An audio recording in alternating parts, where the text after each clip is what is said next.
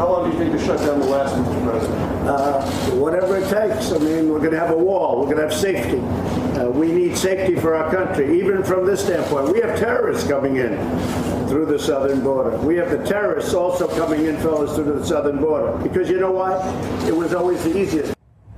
So President Trump digging in on his demand for a border wall. No surprise there as we now hit day 6 of this partial government shutdown. Yes, the Senate is back in session today, but don't expect any big breakthroughs. Basically, there has been no movement, nada, in negotiations since Saturday. And House members have already been told, don't even worry about any action until at least tomorrow.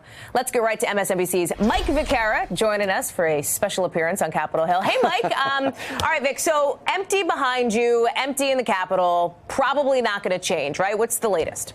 Yeah, we're still home alone here. It's been deserted really since Saturday when that visit from Vice President Pence and Mick Mulvaney happened. There's been absolutely zero movement. The Senate came in for what they call a pro forma session on Christmas Eve. Bada bing, bada boom. They bang the gavel. They're gone. And the whole thing took about 3 minutes.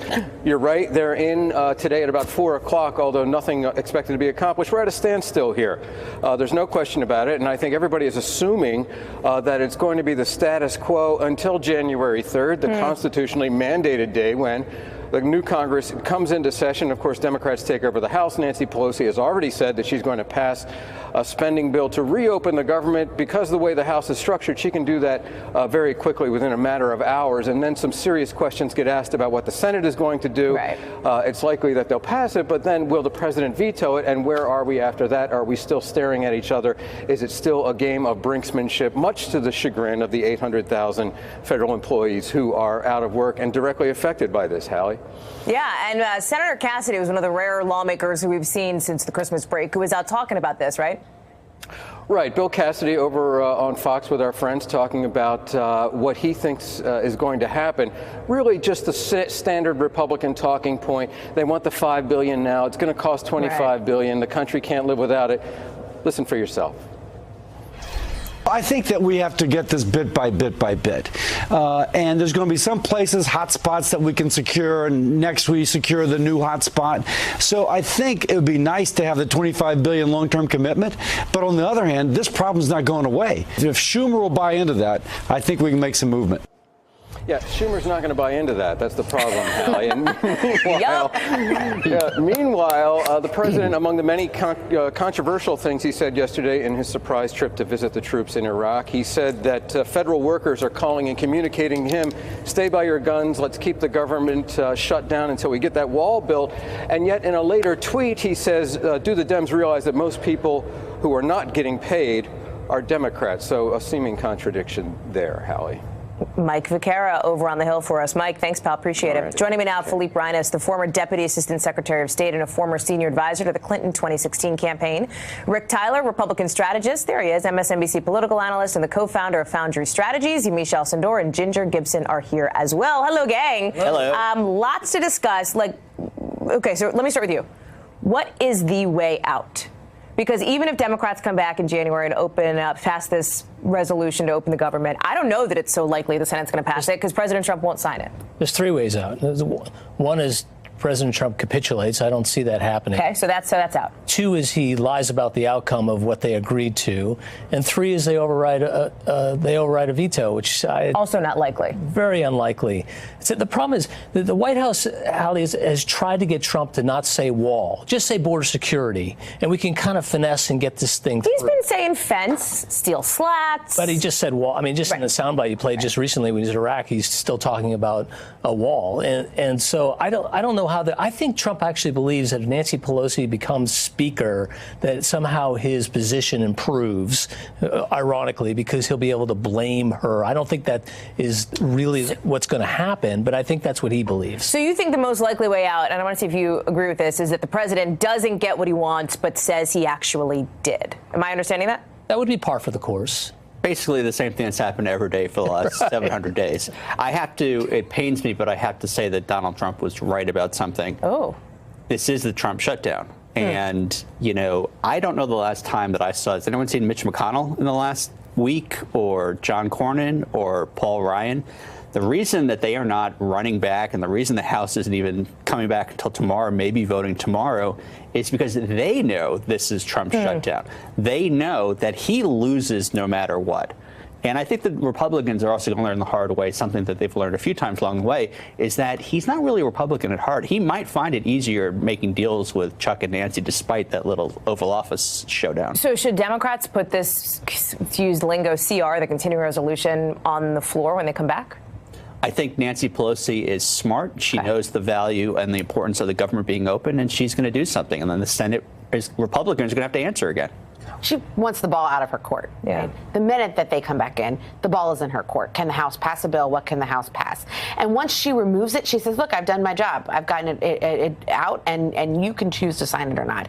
I think that President Trump understands the television and PR on TV. He doesn't understand congressional dynamics. And it's going to be a new lesson for him when Democrats are in control of the House, because it's not something he's ever experienced before. He thinks it's like negotiating the price of faucets in a new hotel. It's going to be like negotiating on a scale that he has not experienced yet. I think Mick Mulvaney has already said and indicated that the president's going to come off that $5 billion. Already see the president, even if he doesn't want to admit it, backing down from what he shut down the government over. I think what we're going to see is the president claiming victory, because no matter what happens, because he has to tell his conservative voices, including Rush Limbaugh and Laura Ingraham, who I think are the reason why he changed his mind initially after saying that he was going to be okay and get the $5 billion from somewhere else. So I think what we're going to see is a president who at some point makes a deal and doesn't get what he wants. So I spoke with a White House official who said, listen, Mick Mulvaney came out and acknowledged this number that they're looking at was somewhere between $1.3 billion and $5 billion, right? So that's like where this number is going to be in this murky area. I had somebody say to me, yeah, we're waiting for Democrats to formally reject it. Basically, on the White House side, Democrats are like, Nancy Pelosi came out yesterday and said he's not getting his beaded curtain or whatever he wants. There doesn't seem to be, and we were talking about this during the commercial break, a whole lot of good faith urgency here before the new year. It seems like everybody is resigned to the fact that this thing is going past January 1st. I think that's very clear by the fact that President Trump on Christmas Day was the only one that was really in Washington. Everyone else was going about their business. Maybe it's because people's paychecks, Mick Mulvaney says the first paycheck to really be hit by this is going to be on January 11th. So maybe there's that urgency issue there. But December 31st for some people, I think. Yeah. Well, he's indicating January 11th, but yeah, December 31st could be the case as well. I don't think it's a matter of not good faith, because the Democrats have been very clear. They believe that we need security in our border. What they don't agree with is satisfying Donald Trump's insecurity with a tall border wall. That's a very, very big difference. And also, Trump, as always, is lying. He says that, last week he built, almost single-handedly 115 miles of wall. That's a lot. Right. No answer. Think about the weakness of Trump's position, right? The Democrats' literal position is we will sign a CR when Mexico pays for the wall. That's literally their starting point.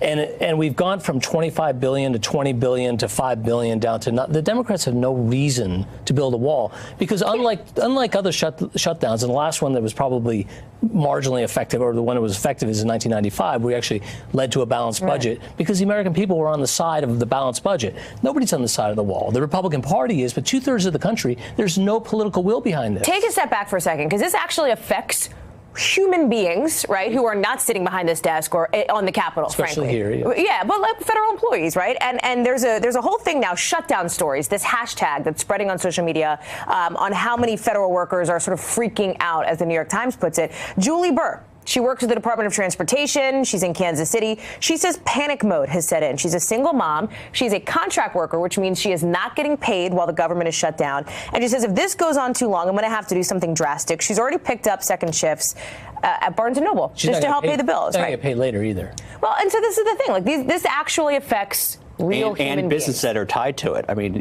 D.C., you look around, you have these huge, monstrosity bureaucracies. There are restaurants, there are other businesses that are tied to that. I lived through a near shutdown when I worked at the State Department. There's an incredible amount of anxiety even before it hits because of exactly what you're saying. And add to that the fact that the president on his visit to the troops was saying that he's going to go to a groundbreaking for the wall before the State of the Union. There's obviously no evidence that the wall has any money to be built. But here's the president not dealing with thinking about this mother who's thinking about getting a second shift, but instead is saying, you know what, I need to go stand next to some sort of physical thing so that I can tell people, here I am, here's my photo. He's also making Bottom a long-term line. problem. I mean, he's saying we don't need a wall. This isn't just about the next few weeks. He's basically saying this wall doesn't need to be concrete, period. Bottom line, next few weeks, when you do talk about it, no end in sight. We're going to leave it there. Rick, thank you, pal. Philippe, thank you. Appreciate you being on. You too. Stick around. MSNBC's ratings. Thank you. All right. Thank you for checking out our YouTube channel. Why don't you subscribe? It's really easy. Just click on that button down there. And for more news from MSNBC, click on any of these videos here for the latest interviews and highlights. You can get more videos from MSNBC with our newsletters. Head over to msnbc.com/newsletters to sign up.